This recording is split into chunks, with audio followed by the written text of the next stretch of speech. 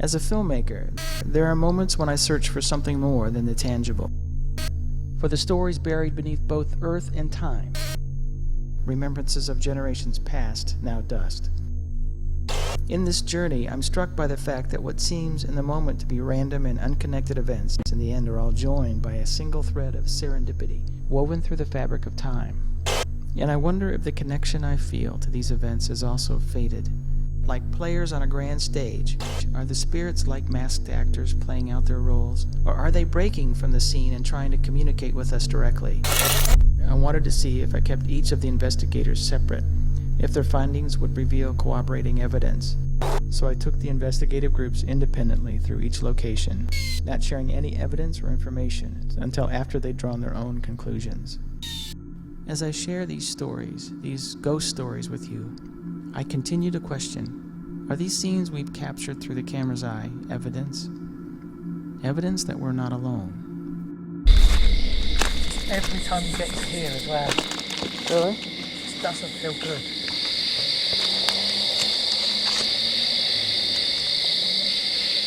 I'm not sure about the last bit. Almost sounds like a growl, doesn't it? You hearing that?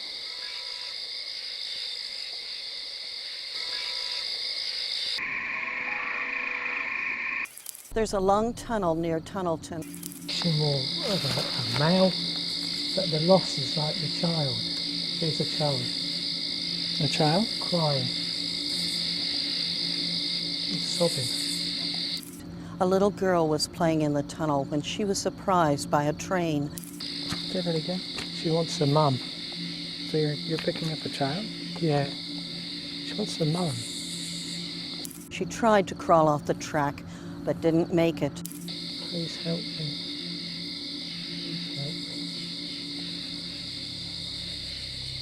How old is the child, do you think? She's not old.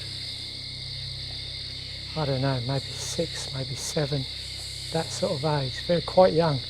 There are those in the area who say they have seen her spirit playing at the entrance to the tunnel.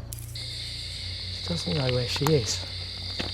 There's something else as well, something not nice. I don't know what it is.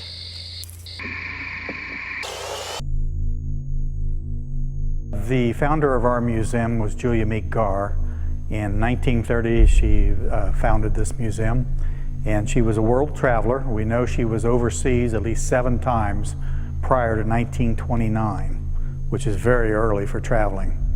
And she went to Egypt and ended up buying a mummy. Our basic procedure is to go into an area we believe may be actively haunted. Writing down some notes for our investigation, so that way we can go back when we do our evidence review and compare it to the notes that we have to see if there's any significant correlation. We always take notes in every location that we go to. Well, I come in a lot of times late at night to do the floors or early in the morning. I hear some noises that represents nothing that you heard before.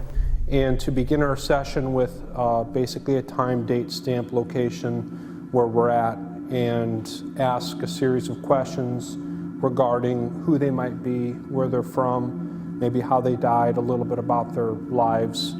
This is really interesting. Okay. What a lot of people don't realize is the Egyptian culture mummified people for 4,000 years. See, ours would date, a post-date Tutankhamun. Approximately 3,000 years old. It's the late 21st dynasty. I'm getting something that's connected with the priesthood. It took her 5 months to get through the red tape to allow that mummy to be released from Egypt. Here we are in a museum, and we're looking at some ancient Egyptian artifacts and mummies and so forth. And one of my theories is that ghosts understand us on different wavelengths, not just what is verbally spoken, but on thoughts that may be projected. Okay. And that it was found in the 1880s, back when they discovered all the royal tombs. Okay. And that was the same time that they found the Rosetta Stone. In many hauntings, the questions are pertinent to some of the things that have happened in the past, if we know any of the history about the individuals, or if we know anything about what's been happening with the hauntings.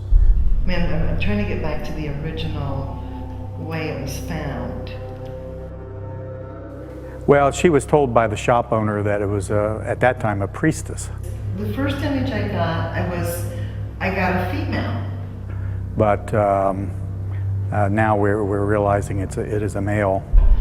Then I got totally confused. I started picking up on a male energy.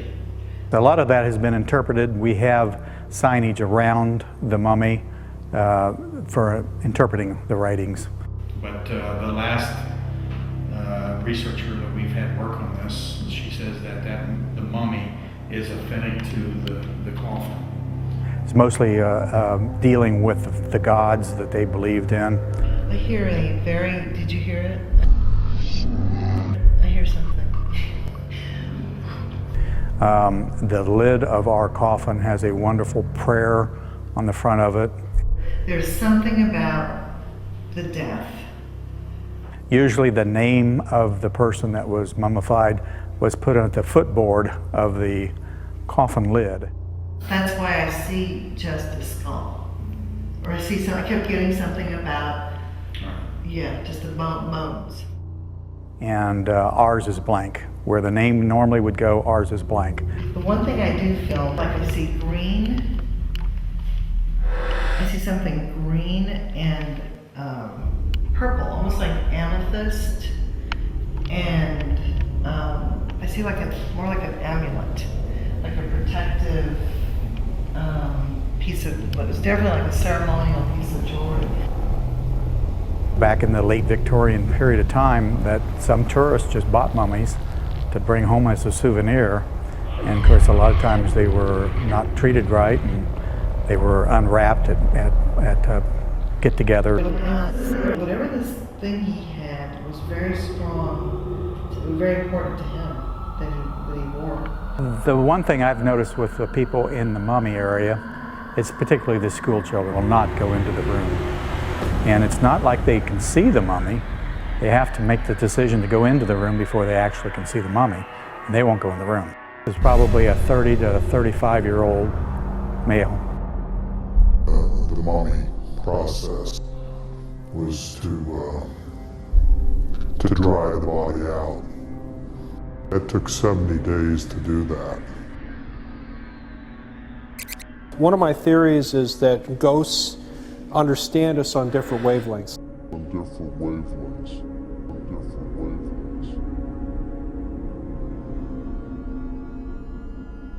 We can talk about psychics and how sometimes they pick up on random thought patterns and feelings.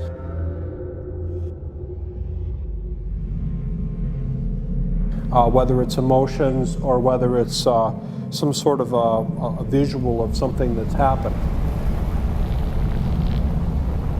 It's easy enough, I think, for us to try and use thought patterns, in this case, to hopefully get EVP as far as the Egyptian artifacts go. From hundreds of miles away, Marilene sensed an energy surrounding the group and connected with us via cell phone. I am going to consciously and on different levels link in with you while you're there. There's an energy that's running diagonal through that space. You need to kind of go to whatever the southwest area where the mummy is, and there's a vortex of energy right there. There were slight fluctuations in the southwest corner. It started swinging probably, 20 degrees, and it's not doing it now.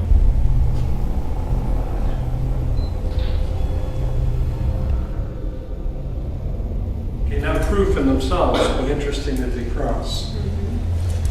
At the same location that we had the compass spin in, that kind of a weird reading here. Ion counter. Because sometimes it'll do that. Maybe, it's still doing it. Obviously, whatever's there is not going to bridge the language barrier with us verbally, but if we can send, project our thoughts, perhaps then we'll get some sort of a message back.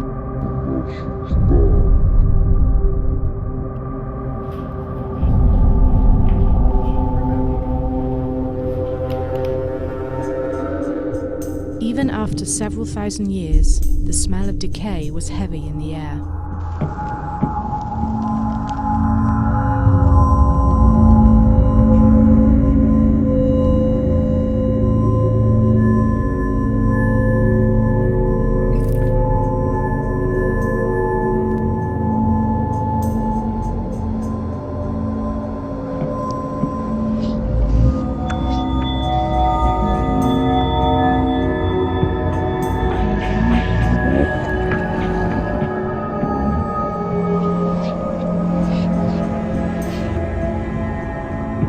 Organs out of the body cavity except for the heart, except for the heart.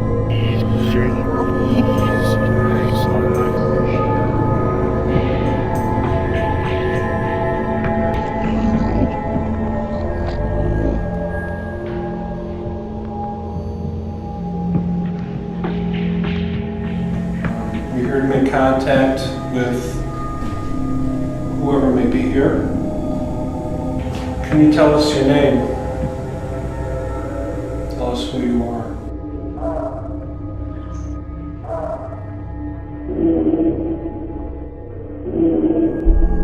We hit the skull out. Can you tell us when you lived?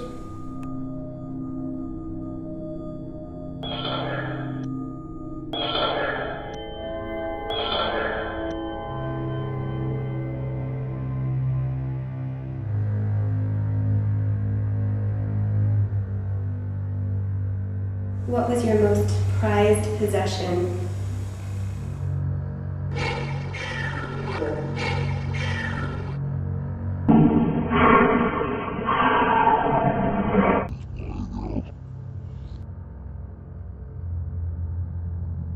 I feel like something happened to him. I think I got hit in the head. I feel like there was some scuffling. When I came into this room, as soon as I crossed the threshold, it was right here on this side of my head. And that's one of the reasons why I was asking if anybody knew how this particular mummy died. There was some scuffling before his death. Both intuitives had the sensation of pain, pointing to a potential cause of death for this mummified soul. Anything else?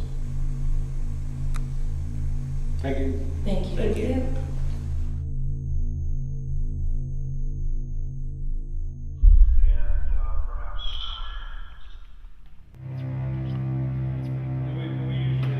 As the session ended, the group was eager to analyze the evidence and spent some time on site reviewing their recordings for EVP.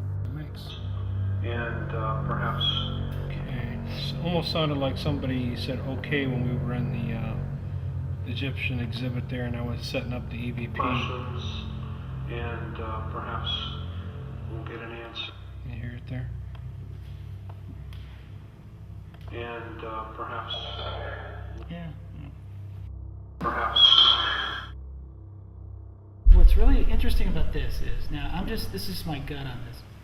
A lot of EVPs are really hard to hear, but that's almost like it's got this big, huge power to it. You know what I'm saying? Does it feel like it's bigger? Well, sometimes it can be like that. I mean, sometimes they're louder and sometimes they're quieter. I mean, but it's almost it's just got more presence to it, or something, right? Without being louder, or you know what I'm saying? I can't. And perhaps. Like it feels the authority. Perhaps. Like it's telling us to come in, maybe. Yeah. And perhaps. So. Yeah, things that go bump.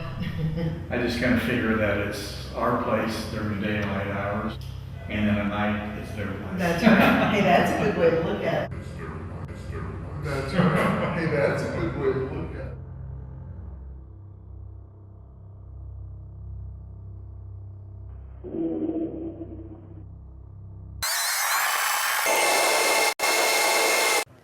Anywhere I go, no matter where it is, no matter how old it is, I'm going to see orbs, things like that. Sometimes a full figure spirit walking by. Did you see that? The only thing that bothers me is if I walk in a place and I'm automatically feeling uneasy, I could feel the bad energy around, and if there's something negative there, then that's what jumps out at me. Michael started, I can't remember how old he was, and he would ask me, Mom, who's upstairs whispering? And that's when I knew he might have the gifts.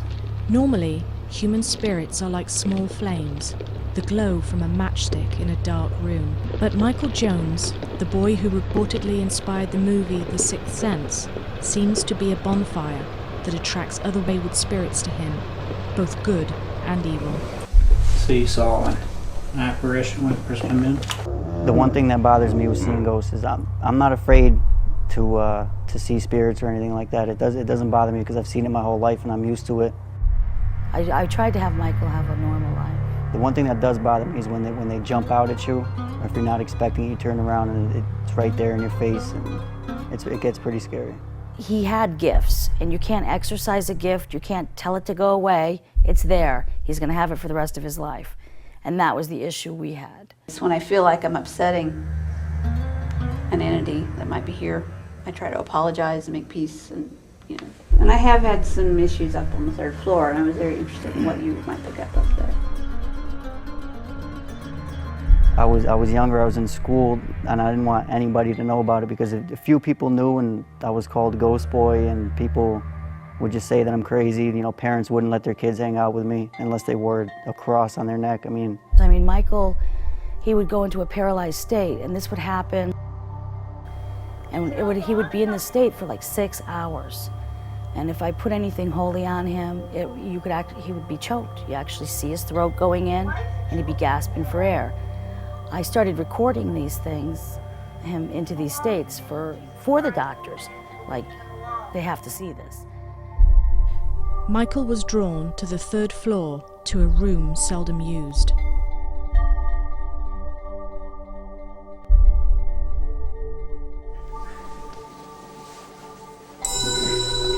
I could have swore that when I was moving, the eyes would start to follow me and then they'd go back, looking straight ahead.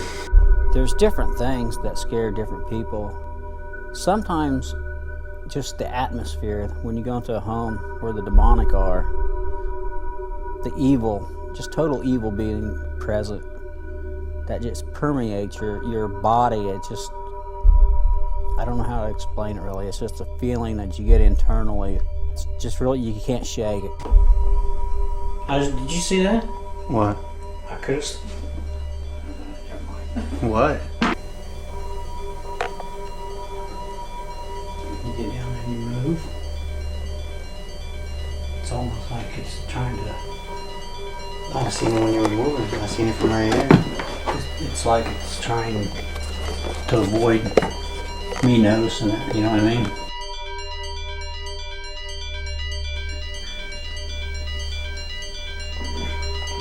I could have swore that when I was moving, the eyes would start to follow me and then they'd go back, looking straight ahead.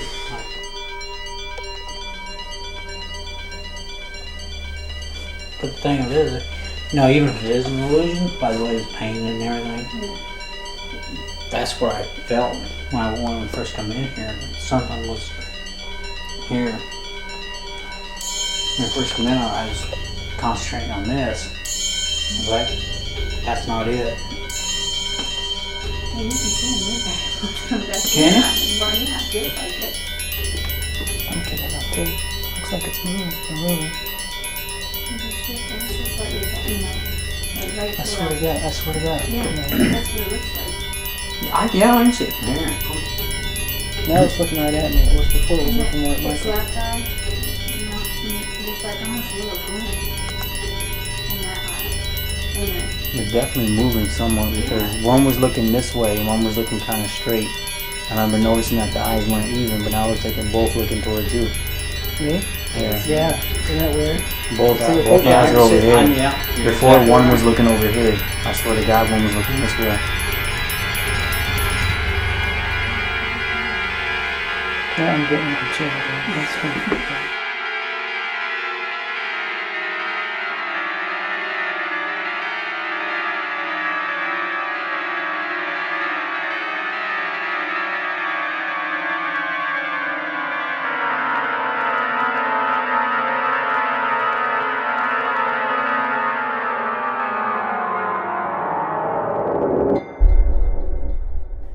there's a lot of people that just don't understand it and are scared of it, and I wanted to wait till I was old enough and I was out of school to I'm comfortable with everybody knowing about it.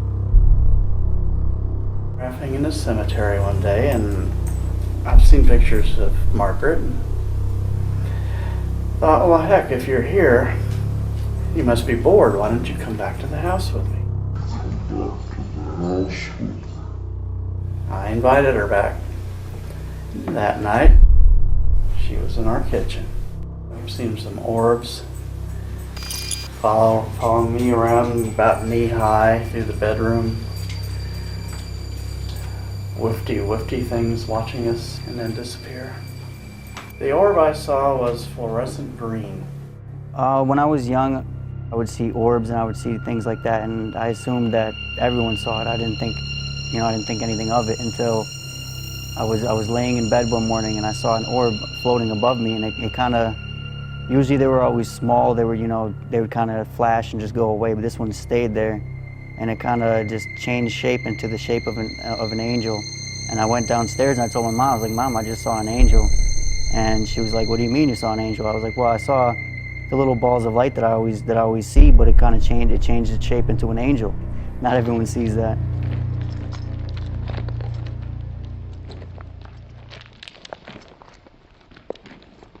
Oh, we went outside and we were picking up a lot of orbs in the pictures. I kind of felt something following us around. And I was looking in the shed, and I definitely feel a lot in the shed. I'd like to go in there. Spirits can inhabit inanimate objects as a place of refuge or as a staging point for an assault on the living at a later time. There's a ton of orbs in this that I didn't even notice. I just get a real eerie feeling from it, which, I don't know, it tells me that there's definitely something bad connected with it. It could be one of two things. It could either be something like something traumatizing happened around that item, something bad could have happened, and I could be picking up negative energy from that, or it could be a negative spirit that's, attached to the chair.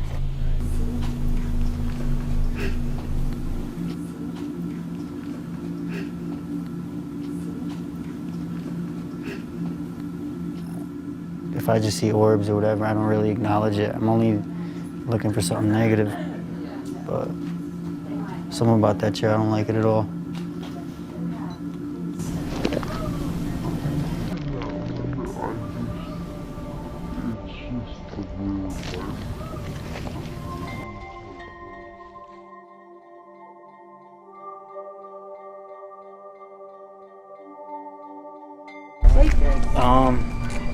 I don't feel anything specific. I just get a real eerie feeling from it, which, I don't know, tells me that there's definitely something bad connected with it. So like when you've had those feelings in the past, then it's been something? It could be one of two things. It could either be something like something traumatizing happened around that item, something bad could have happened, and I could be picking up negative energy from that, or it could be a negative spirit that's, attached to the chair. Right. I mean, sometimes it's hard to tell the difference.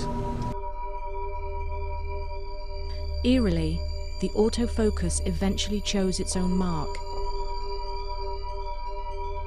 An unnatural face lurking in the shadows. Yet another mask, like the doll inside the house. Yet another feeling of another worldly presence lurking behind those eyes.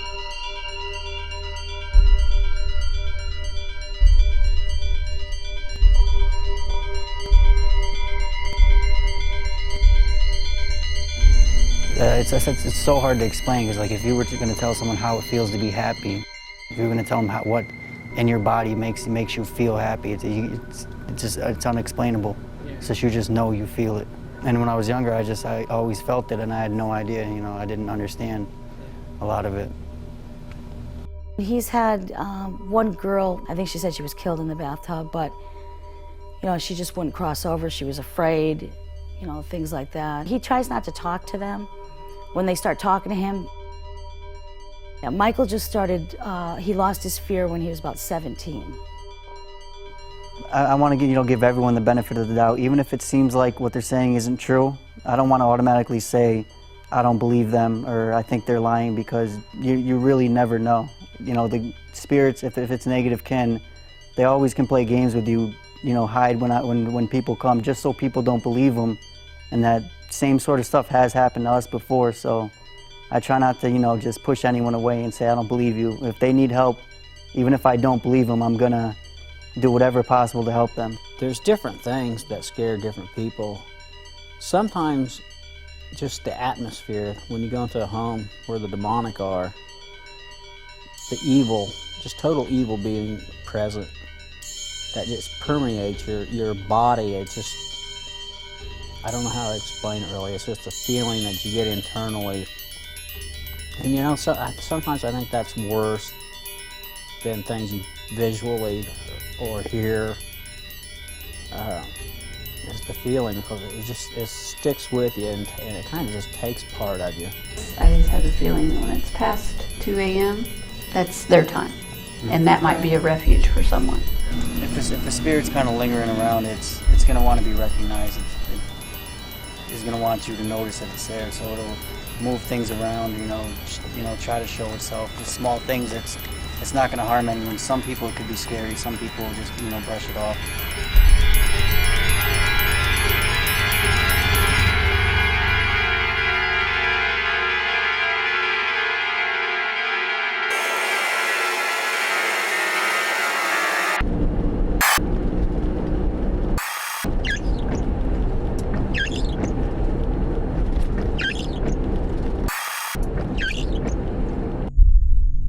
Set this stuff out. Okay. And then, even the Ghostbusters, when they come tonight, Okay. we'll set it out and see what they can get.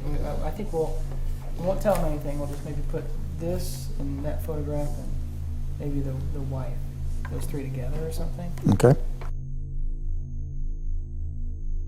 Yet again, the story found us. Items were placed, the group was exposed to them, and the story of the hanging of Nathaniel Bates unfolded. I don't want to sit by this. What is this? It looks like an axe. The gentleman's name was Nathaniel Bates. He was probably bringing a little money in, but I would guess not a lot.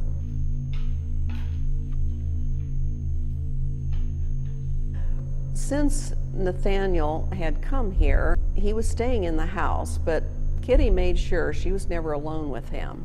Fleeing an abusive marriage, Kitty took her 2 children from Illinois to Hagerstown, where she moved in with her mother and brother, and was happy for a time, until her brother tipped Nathaniel off to her whereabouts. He had gotten a job with a farmer outside of town, within walking distance, but his job was to grub out the stubble in a field. That meant he would have a hoe and an axe and whatever he needed to cut up those roots. The axe handle. Implement of murder. I don't like this. Like all the spit just dropped in my mouth. No, it's the very first thing I watched because I thought I'm going to get the worst over first. You can pull that in here. A little after noon, he came back into town because he'd broken his axe. And so he dropped it off at the blacksmith shop. And according to some of the witnesses who testified later, he sharpened his knife while he was at the blacksmith shop. Okay, we're asking if anyone that's with us would come forward and please speak with us. The time is now 8:25.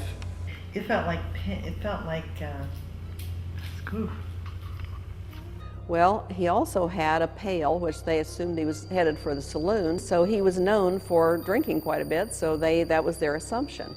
Well, he went on to the house. Now, whether he thought he would find her or maybe just went to get something to eat, we don't know. But he found Kitty there alone. Oh, there's the kitty. We have the murder weapon, the axe handle. There's some of the blood there. So again, if anyone is here with us, we'd like you to come forward and speak with us on recording here. Please tell us your name.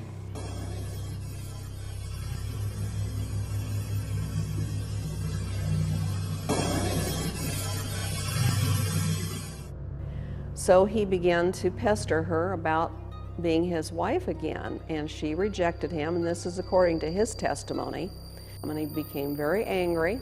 We don't know if he'd been drinking or not, but he became very angry, and he hit her with that broken axe handle, knocked her down, but he saw he hadn't killed her.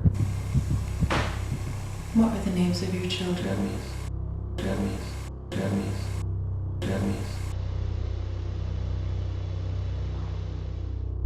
There's a lot of violent energy here. I mean, it's like really violent.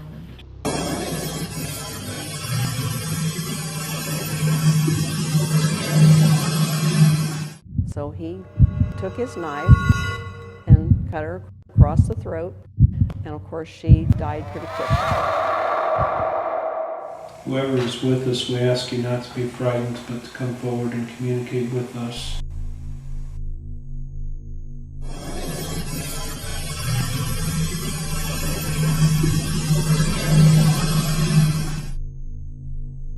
Are you somehow related to one of these articles here?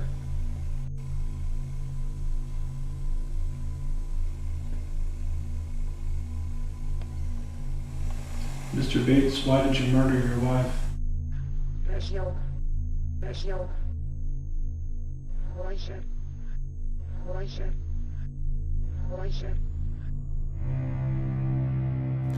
What he did was he killed his wife, used an axe handle, and then ended up slitting her throat too. He blamed it a lot on alcohol and family troubles. Talks about living with his wife and his two daughters, and they were all very happy and all that. But they moved the mother-in-law in with them, and from then on, the family didn't get along.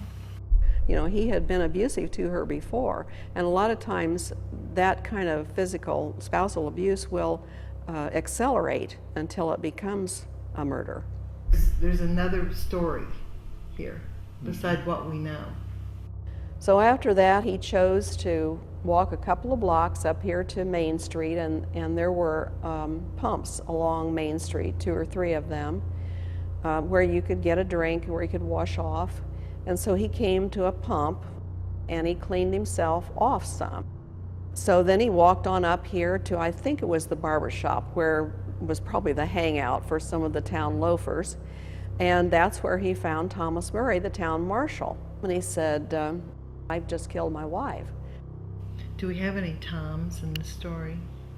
Well, immediately the town found out about it, and they wanted to lynch him. There's another angle to it all. Yeah, there's like another story. And It's kind of a story within a story. yeah. That's the way I would describe it. Yeah. Were there 2 deaths? There were spiritualists, there were groups of spiritualists at the time. It wasn't taken very seriously because there were a lot of churches also. But there were definitely people who believed in it and practiced.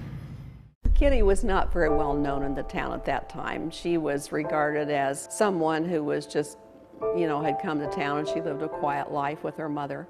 But immediately she became a heroine. There was such sorrow because there were 2 little girls, and they were pretty young children. So people felt sadness for the children. There was a company, I believe in Newcastle, that gave a coffin for her, and they gave one for Bates. Well, in order to make some money for those children, they brought it up here. This was the public hall. This particular room was built for public events. And so this was the public place where they brought her body and viewed it. I'm feeling a lot of energy over here. You know, I'm not a psychic, but I'm a little sensitive, and I'm feeling a lot of energy over in this area, so. She was laid out right in here, and I'm sure that that was done because, but it was right here. You can see these steps, and there was no bar here.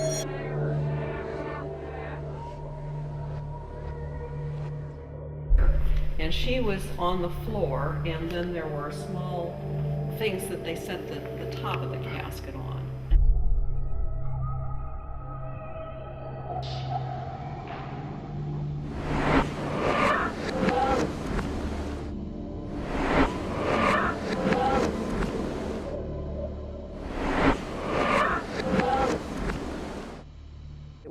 public viewing.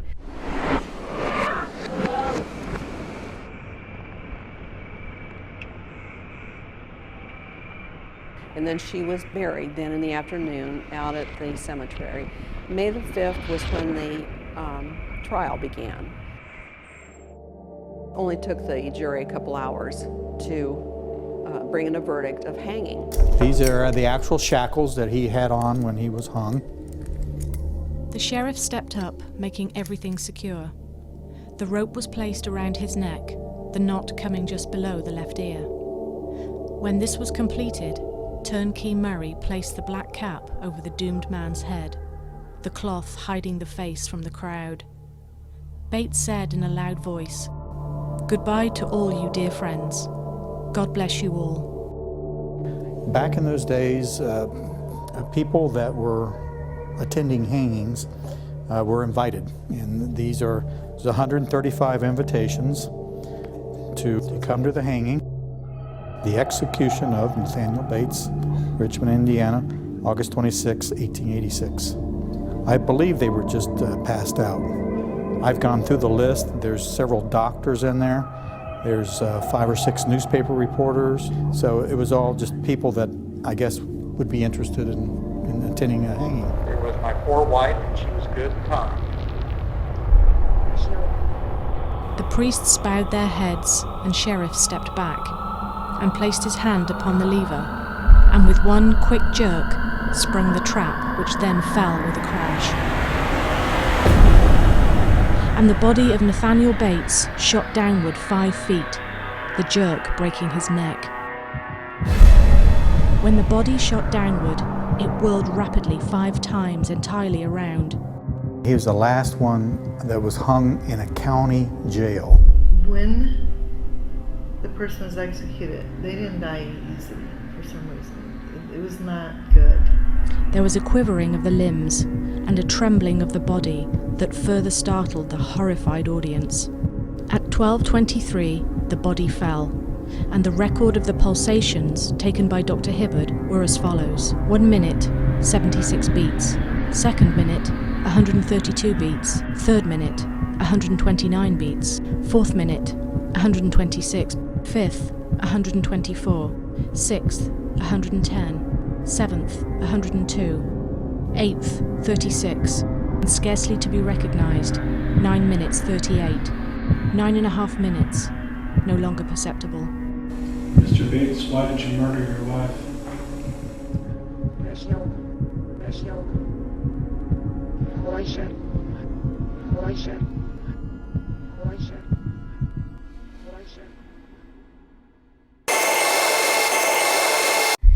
Michael's had 5 exorcisms, but that was to stop him from being choked, slapped, scratched, because sometimes something negative will come in, because spirits attract spirits.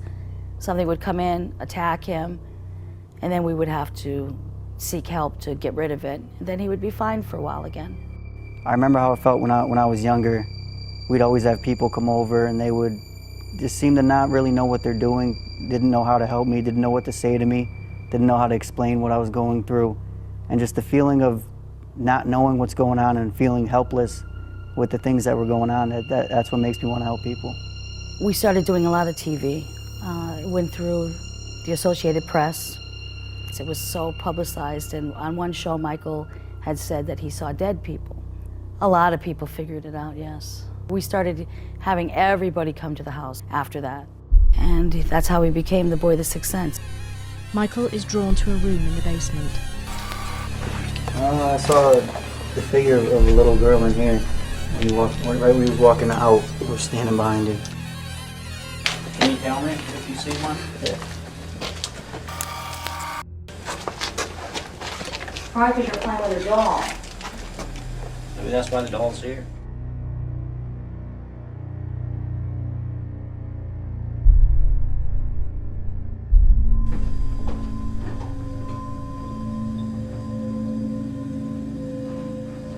Yeah. Is this your doll?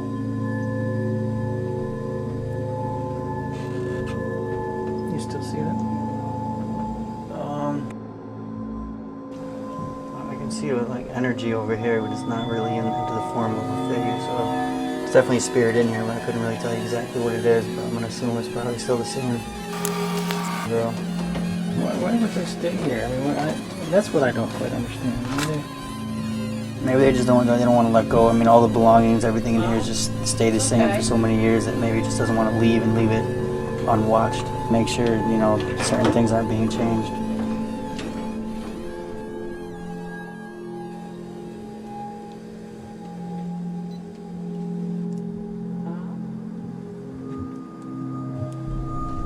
Nice orb, I've seen one. Orbs are commonly thought to be spirit manifestations. Is this glowing ball of light the spirit of a lost little girl? See someone you can see a little clearer. Following his connection with the basement spirit, Michael studies a portrait that he believes resembles the girl he saw.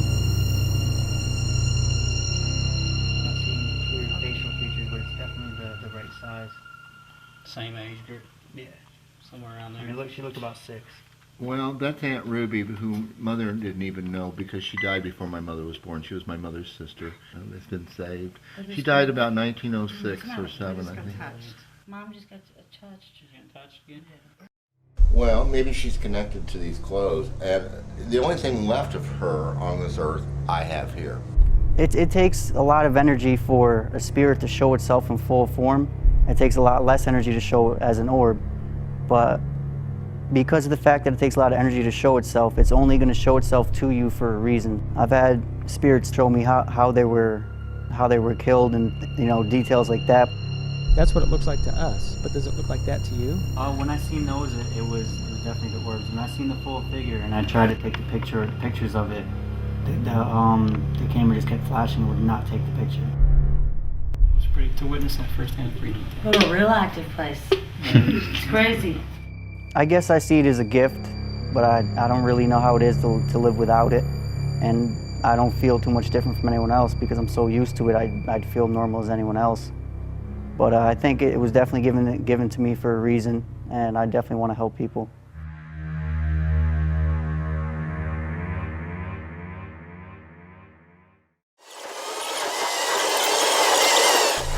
Frank's box, a controversial electronic device that utilizes radio waves for spirits to communicate with the living.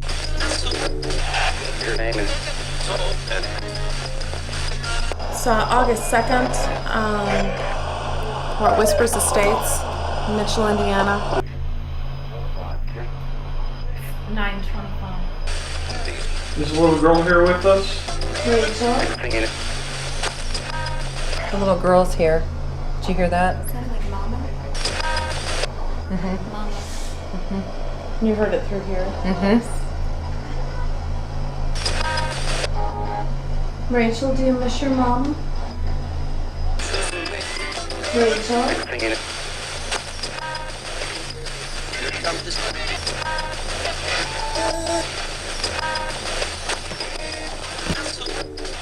Your name is... My name is Mike. What's your name?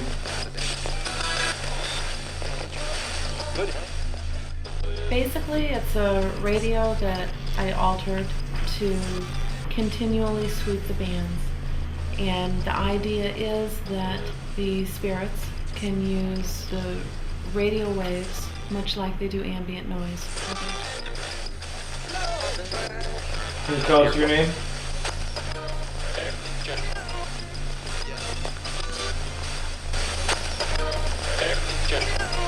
I mean, we don't consider it ultimate evidence. I mean, because some of that stuff we have to be very skeptical about as far as what we get on it. But sometimes I've heard some things with this that just cannot be as easily explained. Yeah. You know? Yeah, so we have to be skeptical of it, and that's part of it. This is still kind of experimental phase. Yeah, I'm not sure how I feel about it. Yeah, I'm still making judgments about it. I mean, our minds are wide open to accept whatever comes across, and we are open to believe that whatever happens is a ghost, but I think in a lot of cases it can be explained as just something that's on the radio. Rachel, if you're here with us, could you show yourself to us? Can you give us a sign that you're here?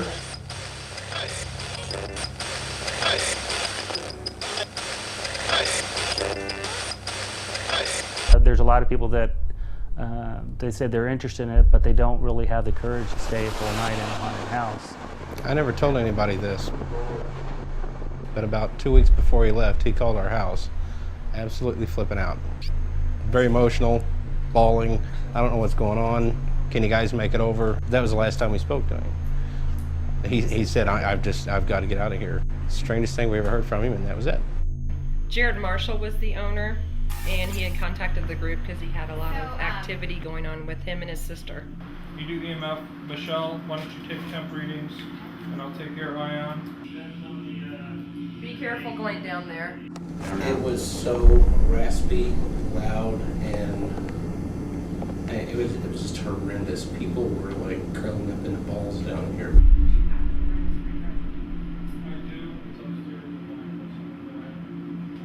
Well, it's been a while since I've been out here, but it's like a ghost town when you drive in, and maybe you see like 1 or 2 cars, and that's it, or maybe one person walking. 1916 yearbook for Mitchell High School. Dr. John A. Gibbons lived and ran his medical practice from this house. He had an adopted daughter named Rachel, who died in the home. It is said Rachel was terribly burned in a fire in the sitting room at Christmas time. Taken upstairs to her room, she languished and eventually died from her injuries. They were hearing voices.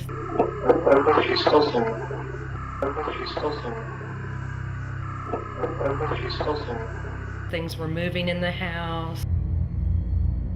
Somebody asked a question of an entity and asked them to respond, and we hear a noise that doesn't sound like a regular person saying something back.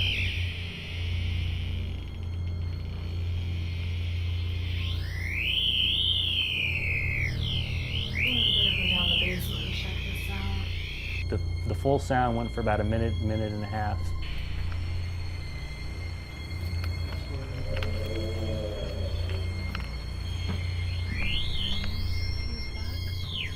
Is that in the house? And that's usually what happens before things start to happen.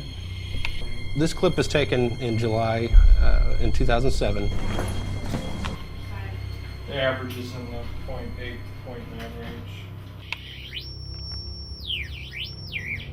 There was about 7 of us here in the house.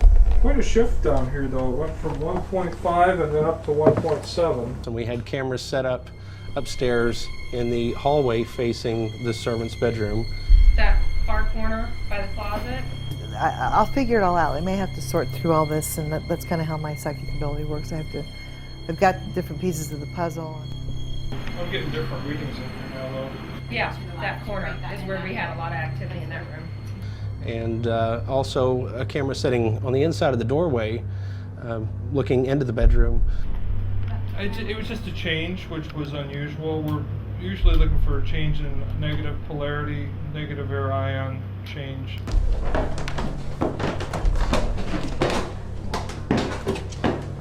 I don't know that there's anything paranormal that's going on, but it was unusual that the readings kind of changed in here a little bit. And what's interesting is that the dust started to sort of kick out. The place does not have central air. The fact that he was a doctor and there was a operating room and there were probably blood and guts and all kinds of horrific things that happened here in that arena back there. But it's more than that. You know, this is a heating vent that was sitting on the floor, but of course it's July, it wasn't on. So there was nothing that would have caused any kind of movement that would kick up that much dust. Well, I know I heard footsteps upstairs. Do you feel her in here? Michael, can you see her? I'm already in here.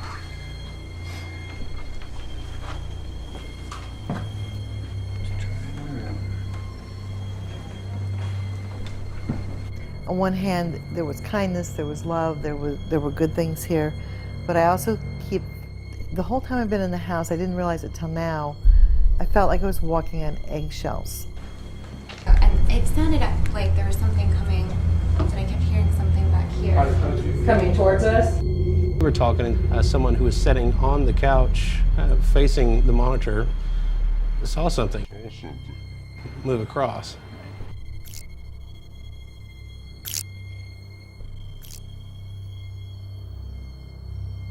just sort of like a flash of light. She's very fascinated by all of the technology. She's feeling, she likes us being here. She likes us being here. What she likes is that we're trying to bring her comfort. Good time in this house is going to be between 10:15 and 10:45.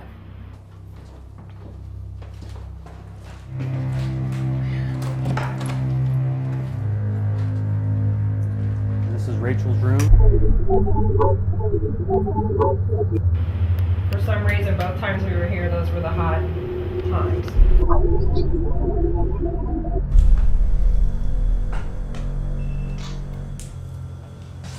Whenever I did review it, I had put it into slow motion, and not only did it show up on camera 4, very close to the camera, it also showed up underneath the doorway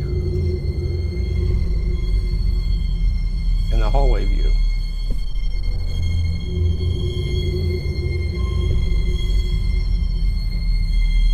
And she wants people to know that she's not trapped here. She's in the light. And the tunnel that we were picking up on, she comes and goes. The dust started to sort of kick up just about 5 or 6 seconds before something had gone across. What else is interesting is that you see this figure, it looks like it takes a step. It looks like footsteps. Boom, boom. She's multi-dimensional, my words. So she's here, she can be many different places.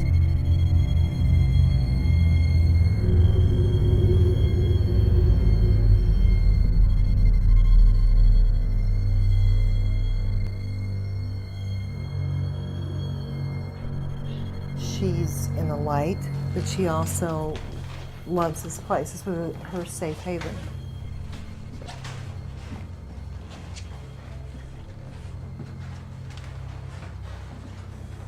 Where the doctor used to have his operating room, from what I understand. Jared would get woken up with the bed shaking and that type of activity in that room.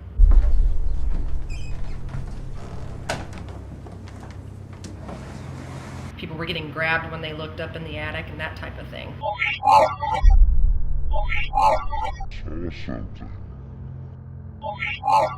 There was, in those days, it would have been called insanity. I'm not going in there alone. Okay, that's what I thought. What did you say? So I'm not going in there alone. I'll go with you. I was orphaned, taken in, and orphaned again. That's really weird. Something that was not right.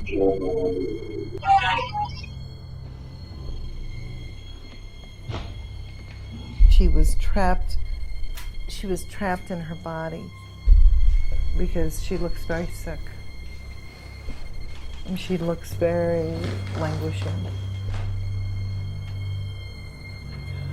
But that putrid, I can smell that putrid. And I feel, I'm back with the opiates again. They definitely gave her something for pain, because I feel like I'm in an opiated state. You're saying that's an anomaly or something? It's hard to tell. Yeah. I don't know. Could be. Everybody's worried. She was so frail, or she was so sick. She was like overcome. She's overcome. We might want to just kind of hang around there and do some EVP or something and see if we get something. But I'm almost convinced of it now as I've gone through the house and gone through the different experiences. And actually, at one point I felt like I had to get out of the house. Let's go downstairs and we'll check that room out in here. I don't think that this is as far as you've made it through the house so far, right? Okay. Cool? Everybody cool? I can't see anything. Am I heading to the... Yeah, you're heading.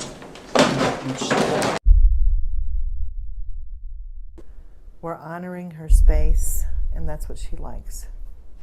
Because she's the gatekeeper. She's the gatekeeper. We were just talking about whether or not there was a disappointment room upstairs. Okay. And so when we feel her here, It's not because she's trapped because she died here. It's because she is this place and she is the gatekeeper, but she's in other places. I was orphaned, taken in, and orphaned again. Whoa. That's really weird.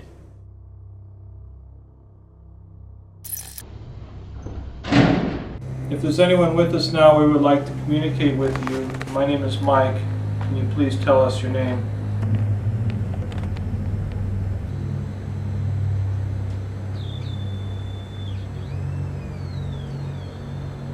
Do we have someone else with us?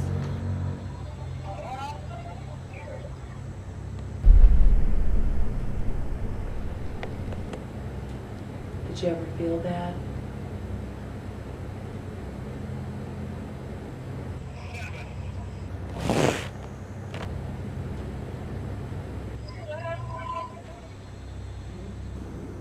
But maybe if we acknowledge them like we did, we're going to get, more back from them. Maybe they might even communicate with us. To me, what I was hearing seemed like they were intrigued by whatever was going on in here and kind of inching their way closer. But I keep hearing like somebody's walking around. Yep. And it's been going on for probably a good couple of minutes.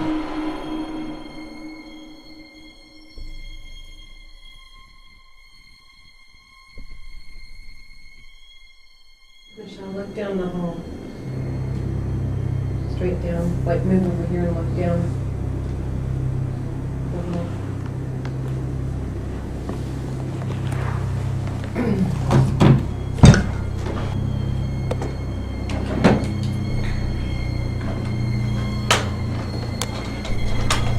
You see what I saw? Okay, you saw what I was seeing. I just saw it. Okay. I wanted to have some confirmation on that. What are you seeing? A child. Mm-hmm.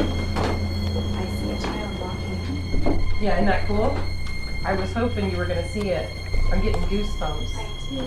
Come a little bit closer. Very cool. Thank you so much for showing us yourself.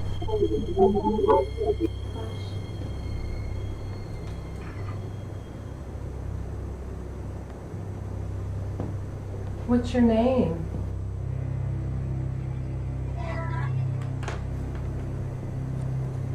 I can tell you're kind of shy. You don't have to be scared to talk to either one of us. Oh my goodness. You are so sweet to come and visit us.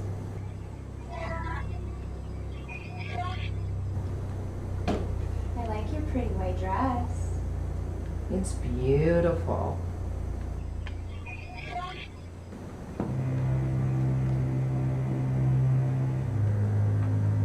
Oh, you're getting closer and closer. I can feel it. Oh no, stay with us. Stay with us. That was just the bed creaking. That was just somebody moving. It's okay. It's all right.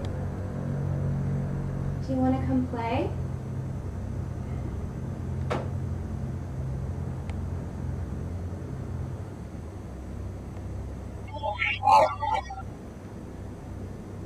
Do we have someone else with us?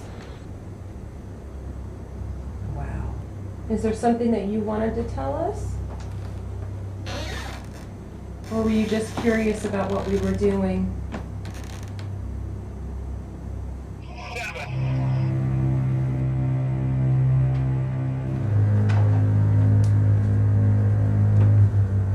You can come closer to me. Is there somebody else there?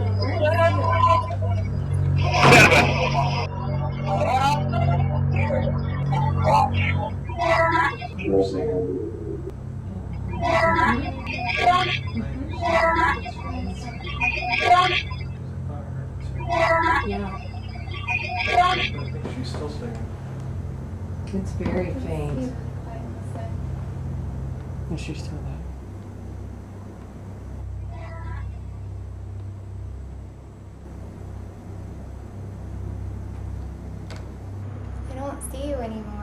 The spirit of Rachel is said to lurk in the shadows of Whisper's estates, hardly ever revealing herself, perhaps in fear of a more sinister force from the past.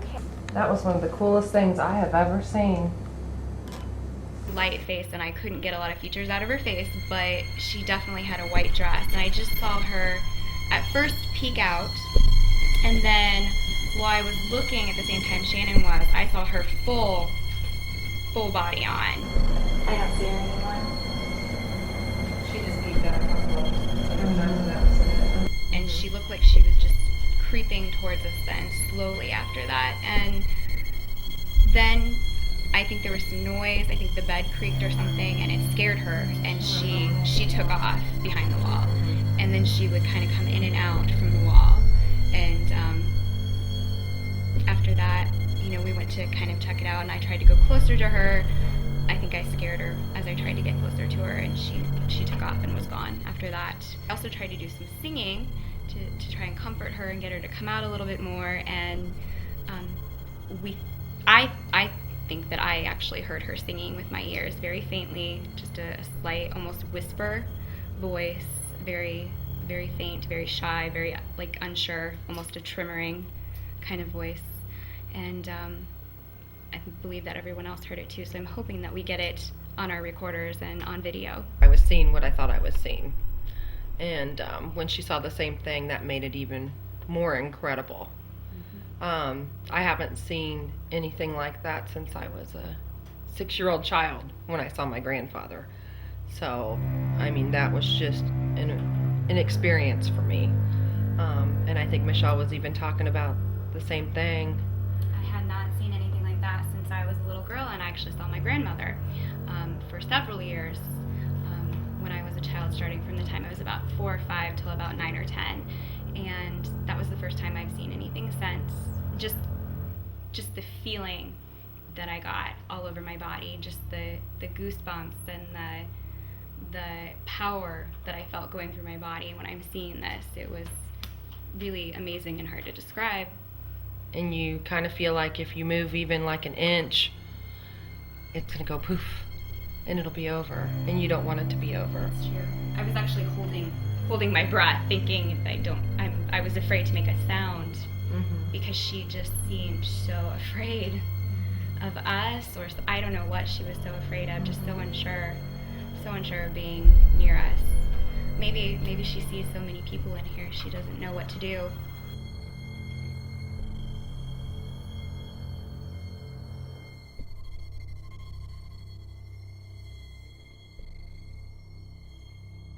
I was too far into the bedroom. I couldn't see down the hall where the girls were actually seeing the image. I did hear the same thing they described, the faint whispering, the voice of like a little girl, very faintly, and you catch a word or two here or there, but not like the whole thing. After it was gone and we went down the hall to investigate, as they walked into the alcove, I immediately felt I needed to go to the left near the stairway, and that there was something behind the closet door.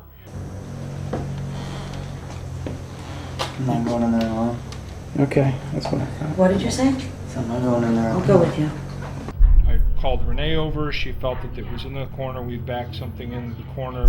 I felt like there was this wonderful, and then all of a sudden I felt like something else was here that was very, like, scary. And we started to turn around and leave. I noticed something in the back corner down the other side on that same alcove where the little girl had been. Authoritarian energy that could kind of turn on a dime and kind of pounce. And as I walked back there to get some readings, I felt really strongly like there was somebody there. I was real happy with the fact I was there, and I called Renee over, and I felt it go about the same time that she commented that she saw it go, and it actually went around on the other side of the wall. I do think I got an EMF meter reading back in that corner, but I kind of got distracted when it all started happening, and but I did get a reading back there. I first attributed the detachment to the fact that, well, it was probably just too horrific for the adopted mother and father to pay attention to, but I think there was more to it. I get a feeling of, well, she's not perfect anymore, or she's damaged in some way. Like they wanted this show.